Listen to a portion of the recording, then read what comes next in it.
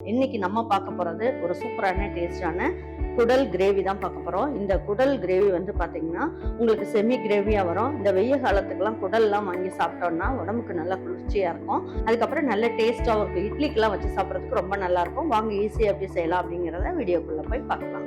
பாருங்க, இப்ப வந்து நம்ம கிட்ட நிறைய ஆஃபர் கொடுத்துட்டு இருக்கோம். என்னன்னு பாத்தீங்கன்னா 700 ரூபாய்க்கு மேல வாங்குறவங்களுக்கு மல்லி இலைப்பொடி இல்லைன்னா புதினா இலைப்பொடி ரெண்டுத்துல ஏதாவது ஒண்ணு உங்களுக்கு ஃப்ரீயா வாங்கிக்கலாம். அது மாதிரி 1500 ரூபாய்க்கு மேல வாங்குறவங்களுக்கு மல்லி இலைப்பொடி, புதினா இலைப்பொடி, கோதுமை மால்ட் இதுல மூணுத்துல எது வேணாலும் நீங்க வந்து 2 வாங்கிக்கலாம். 1500 ரூபாய்க்கு மேல வாங்குறவங்க 3000க்கு மேல வாங்குறவங்களுக்கு மல்லி இலைப்பொடி 100 கிராம், புதினா இலைப்பொடி 100 கிராம், கோதுமை மால்ட் 100 கிராம், அதுக்கப்புறம் கொள்ளு வெயிட் லாஸ் கஞ்சி, முளைக்கட்டிய கொள்ளு வெயிட் லாஸ் கஞ்சி 100 கிராம்.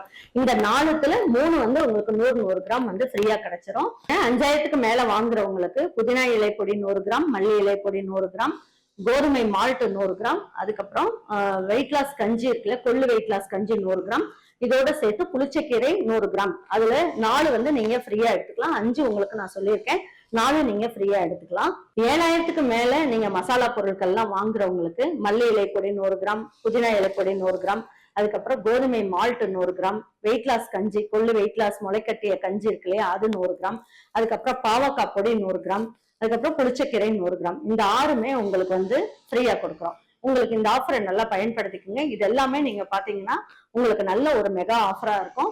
இந்த ஆஃபர் எல்லாமே வெப்சைட்ல உங்களுக்கு காட்டாது. அந்த ஆஃபரோடது என்னென்ன பொடி இருக்கோ அதை நான் உங்களுக்கு வந்து அமுச்சு விட்டுருவேன். நீங்க வந்து தைரியமா நீங்க ஆர்டர் பண்ணலாம்.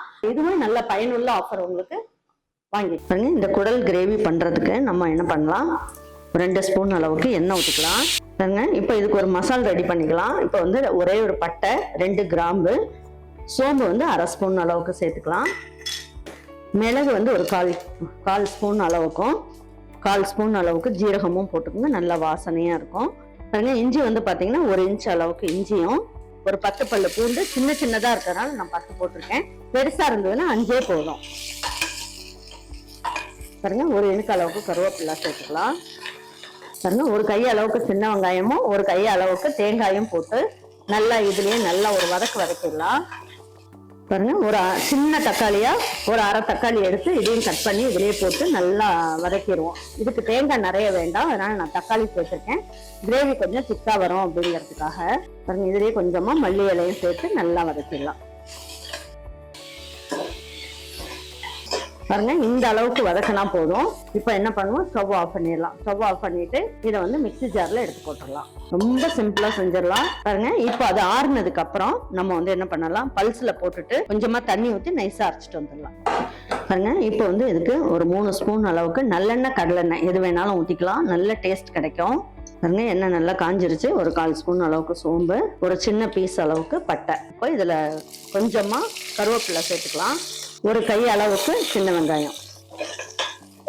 பாருங்க, இப்போ இந்த குடலுக்கு தேவையான அளவுக்கு உப்பையும் இந்த ஸ்டேஜ்லயே சேர்த்துடலாம். இது வந்து ஒரு ஆட்டு குடல், அதனால நமக்கு இந்த அளவுக்கு சேர்த்து. பாருங்க, இதுல கொஞ்சமா மஞ்சள் தூள் சேர்த்துக்குவோம்.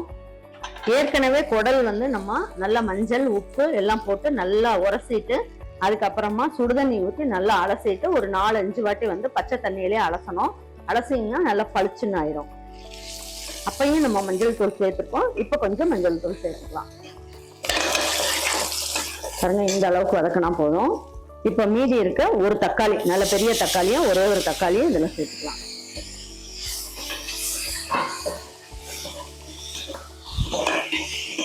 இது 1 நிமிஷத்துக்கு நல்லா வதங்கட்டும். பாருங்க, இந்த அளவுக்கு நல்லா வதக்கிட்டீங்கன்னா போதும். இப்போ நம்ம கழுவி எடுத்து வச்சிருக்க இந்த குடல் எல்லாம் எடுத்து இதுல சேர்த்துக்கலாம். இது நல்லா வதக்கிடுவோம். வதக்கிட்டீங்கனாலே நல்லா உருண்டு வந்துடும். நல்லா இருக்கும், சாப்பிட்றதுக்கு நல்லா இருக்கும். இந்த ஸ்மெல்லே தெரியாது. பாருங்க, நல்லா வதக்கிக்கலாம். நல்லா உருண்டு வரணும், அந்த அளவுக்கு வதக்கணும். இந்த 1 நிமிஷம் அளவுக்கு நல்லா வதக்கணும்.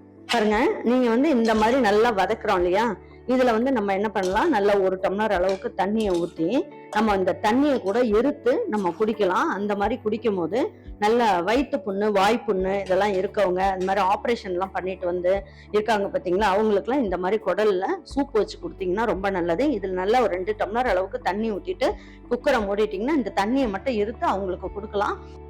பாருங்க, இந்த அளவுக்கு நல்லா குடல் வந்து நல்லா வதங்கிடுச்சு. இப்போ வந்து என்ன பண்ணலாம், இது நம்ம வீட்டு குழம்பு மிளகாய்த்தூள் 2 ஸ்பூன் அளவுக்கு சேர்த்துக்கலாம். இந்த அளவுக்கு இருந்தா போதும். இதை நல்லா வதக்கிக்கலாம். பாருங்க, இதுவும் நல்லா வதங்கிடுச்சு. இப்போ அரைச்ச விழுது இதுல சேர்த்துடலாம். இதையும் சேர்த்துட்டு நல்லா ஒரு வதக்கிடலாம். பாருங்க, இந்த குடலுக்கு தேவையான அளவுக்கு தண்ணியும் ஊற்றிடலாம். குடல் வேகிறதுக்கு லேட் ஆகும், அதனால இந்த அளவுக்கு தண்ணி ஊற்றணும். இப்போ உங்களுக்கு உப்பு காரம் எல்லாமே கரெக்டாக இருக்கான்னு பார்த்துக்குங்க. உப்பு பத்தலைன்னா மட்டும் சேர்த்துக்குங்க, காரம் கரெக்டாக இருக்கும். பாருங்க, இப்போ எல்லாமே தண்ணி தேவையான அளவுக்கு ஊற்றியாச்சு. இப்போ குக்கர் மூடிடலாம். வெயிட் போட்டாச்சு. இது ஒரு 10 விசில் வரணும். வந்ததுக்கு அப்புறம் 2 நிமிஷம் ஸ்லோ ஃப்ளேம்ல வச்சுட்டு எப்படி இருக்குன்றத பார்க்கலாம். இப்போ எடுத்து பார்க்கலாம். ஸ்டீம்லாம் போயிடுச்சு. பாருங்க, நல்ல குடல் வந்து நல்லா வெந்து சூப்பரா எண்ணெயெல்லாம் கசிஞ்சு சூப்பரா வந்துருச்சு.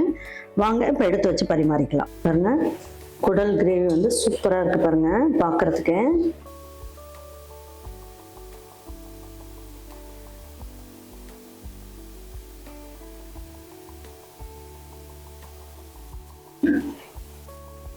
பாருங்க, இன்னைக்கு வந்து ஒரு சூப்பரான நல்ல ஒரு குடல் கிரேவி தான் செஞ்சிருக்கோம். இந்த குடல் கிரேவிக்கு நல்ல இட்லி வச்சுக்கோங்க. நல்லா சுட சுட இட்லி வச்சுட்டு இந்த குடல் கிரேவியை அப்படியே வச்சு நீங்க தொட்டு சாப்பிடுங்க. ரொம்ப அட்டகாசமா இருக்கும். இது வந்து ரொம்ப தண்ணியாவும் இல்லாம ரொம்ப கெட்டியாவும் இல்லாம செமி கிரேவியா இருக்கும். நல்லா சாதத்துல போட்டு பிணைஞ்சு சாப்பிட்றதுக்கு ரொம்ப நல்லா இருக்கும். கண்டிப்பா நான் சொன்ன மாதிரி அப்படியே செய்யுங்க. அல்டிமேட்டா இருக்கும். கண்டிப்பா செஞ்சு பார்த்துட்டு உங்க வீட்டில் இருக்கவங்களுக்கு பிடிச்சிருந்ததுன்னா லைக் பண்ணுங்க, ஷேர் பண்ணுங்க, சப்ஸ்கிரைப் பண்ணுங்க, மறந்துடாம கமெண்ட்ஸ் பண்ணுங்க. Thank you for watching Erode அம்மாச்சி சமையல். Thank you.